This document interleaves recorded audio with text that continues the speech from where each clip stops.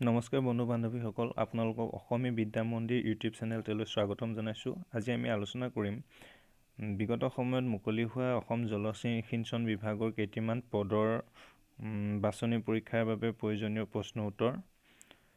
তাৰ আগতে আপোনালোকে অসমী বিদ্যামন্দিৰ ইউটিউব চেনেলটো ছাবস্ক্ৰাইব কৰা নাই যদি ছাবস্ক্ৰাইব কৰি লওক আৰু ভিডিঅ'টো চাই হোৱাৰ শেষত আপোনালোকে শ্বেয়াৰ কৰিবলৈ নাপাহৰিব।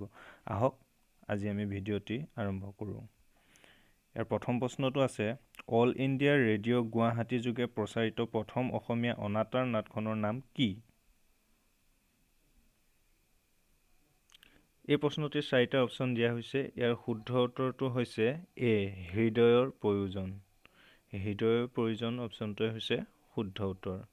তাৰ পিছৰ প্ৰশ্নটো হৈছে 1955 চনত প্ৰথম আঞ্চলিক বঁটা লাভ কৰা চলচ্চিত্ৰখনৰ নাম কি? ইয়াত 4টা অপশ্যন দিয়া আছে। ইয়াৰ শুদ্ধ উত্তৰটো হৈছে চি, পিয়লি ফুকন। পিয়লি ফুকনেই হৈছে আমাৰ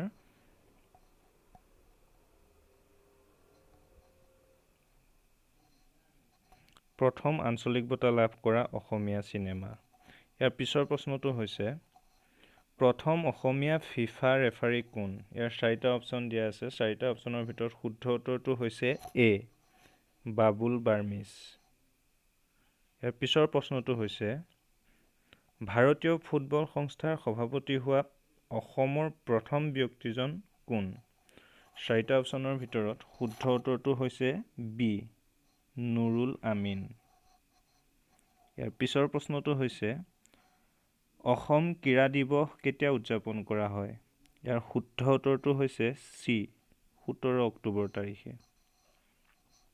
নেক্সট কুৱেশ্যনটো হৈছে অসমৰ কোনগৰাকী ফুটবল খেলুৱৈ বৰ্তমান যশস্বী চলচ্চিত্ৰ পৰিচালক হিচাপে জনাজাত? ইয়াৰ শুদ্ধ উত্তৰ হৈছে এ, নিপ বৰুৱা। 7 নম্বৰ প্ৰশ্নটো হৈছে অসমত থকা আটাইতকৈ ওখ পৰ্বতমালাটো কি? ইয়াৰ 4টা অপশ্যনৰ ভিতৰত শুদ্ধ উত্তৰ হৈছে বৰাইল পৰ্বতমালা। 8 নম্বৰ প্ৰশ্নটো হৈছে অসমৰ জনবহুল মহানগৰী কোনখন? এইটো আমি সকলোৱে জানো, সহজ প্ৰশ্ন। সেইটো হৈছে এ, গুৱাহাটী। 9 নম্বৰ প্ৰশ্নটো হৈছে অসম হকী এছ'চিয়েশ্যন কোন চনত সংগঠিত হৈছিল? ইয়াৰ শুদ্ধ উত্তৰটো হৈছে আপোনাৰ অসম হকী এছ'চিয়েশ্যন 1955 চনত। D option D. অপশ্যন ডিটো হৈছে শুদ্ধ উত্তৰ। অপশ্যন ডি 1955 চন। 10 নম্বৰ প্ৰশ্ন অৰ্থাৎ শেষ প্ৰশ্নটো হৈছে অসমত কিমানটা বিমানবন্দৰ আছে?